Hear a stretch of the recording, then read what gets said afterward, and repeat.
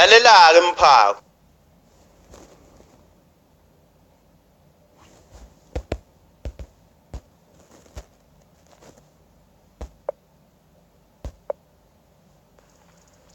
Lalela-ke Mphako. Ungangisabisi ukazongithusa ngenyoka efile ungibophela amanqine enyathi. Engifuna ukukutshela khona nje nakho ukuthi mina ngimdala kakhulu ebucikweni ize ngiyingane ngeminyaka kodwa ngangifuna ukukushaya nje ngokukhombisa Mphako ingakho ngathi angikubize engomeni ngoba ngangifuna ukukukhombisa kahle ukuthi uyingane ehlaza cwe ukuthi wafika kuqala endimeni akusho lokho ukuthi uzongihlula. Lalela-ke kuloko ungibophela amanqine enyathi nokungithusa. Ngabantu abazoloku befika bezongisabisa. Wazi ukuthi angiqhume etsheni okokuqala lokho. Mangingaqhumiki etsheni futhi ungangijahi ngapha emandleni ngoba manje uzosuka uhlekwa abantu ngoba manje sothi base sifike emandleni Mphako. Bese kuphinda futhi kuba inkinga lokho yabona.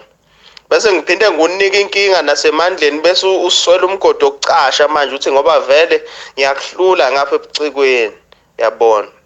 Ayikho inkinga Mphako ngoba angusoli kakhulu mangikuhlula ngapha ebucikweni ngoba basuke bethi uyimbongi basuke bekukhohlisa kodwa ke angisoli kakhulu ngoba vele wena ubonga inkosi. Mina ngibonga inkosi yamakhosi isilo King Jomo Maskandi indoda enezibonga ezimbili njengomshadikazi. Wakhuthuza amaphare engawakhombe engasibhanga.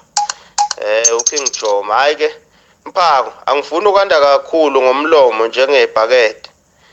Ngithi angushiye kodwa engushiya nalilelike lokuthi ke ezama Mphako hlanganisa impela uhlanganise ubone ukuthi uthathana ubekani uthathana ubukubekaphi ngoDisemba ngoba uma kwahluleka lapho mhla ngibuya nje yazi ukuthi ngizokuphinda uzovelelwa yimina Mphako ngoba ngakubona cha uweak mina ngiyiquality ngistrong ngoba nakho ngibonga nanesilo yabona. Mphako angushiyeke kodwa ke ngushiya nje nelokuthi yekela ukungisabisa Mphako.